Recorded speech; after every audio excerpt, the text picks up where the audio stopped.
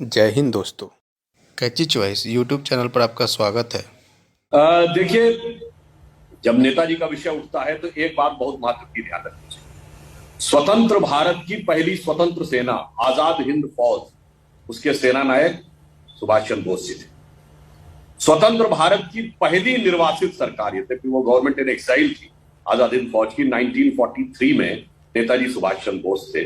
पूरे सम्मान और विनम्रता के साथ कहूंगा, वो परतंत्र भारत में बनी सरकार नहीं थी। सितंबर 1946 में जो नेहरू जी ने शपथ ली थी, वो स्वतंत्र भारत की सरकार थी। ठीक है, वो कंटिन्यू नहीं रह पाया।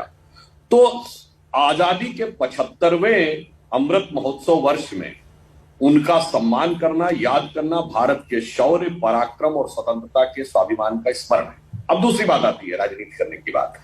तो मैं याद दिलाना चाहता हूं, 2018 में जब आईएनए की एक्साइल गवर्नमेंट की, यानी नेताजी सुभाष चंद्र बोस जी की सरकार की 75वीं वर्षगांठ हुई थी, तो हमारी सरकार ने विधिवत उसे मनाया था पूर्ण सम्मान के साथ। आपको याद हो, इंडिया गेट और राजपथ के ऊपर बाकायदा एग्जीबिशन लगी थी और 26 जनवरी 2018 को जो जो सेनानी जीवित थे आजाद हिंद फौज, सबको ससम्मान परेड में शामिल किया गया था। क्या उसमें कोई राजनीति थी क्या?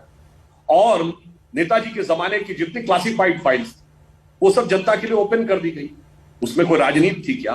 2016 में ये भारत के सभी स्वतंत्रता संग्राम सेनानियों के लिए ईमानदारी से सम्मान है। और दूसरा, मैं एक यथार्थ बता देना चाहता हूं, शायद मक्खनलाल जी बहुत वरिष्ठ पत्रकार हैं, इन्हें पता होगा, हमने बचपन में पढ़ा था कि एक जमाने में, आपको पता हो, गवर्नमेंट्स एक टाइम कैप्सूल जमीन में गड़वाती, ताम्रपत्र के ऊपर उत्कीर्ण होती है चीजें कि अगर कभी सभ्यता नष्ट हो जाए तो कुछ हजार साल के बाद कोई दूसरी सभ्यता देखे तो क्या था।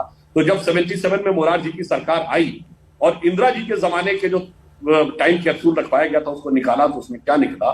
नेहरू जी की प्रशंसा थी, इंदिरा जी की प्रशंसा में कसीदे पढ़े गए, गांधी जी का थोड़ा उल्लेख था और नेताजी का 2 लाइन में उल्लेख था। यह इस बात का प्रमाण है कि कितनी ईमानदारी से किया गया। और एक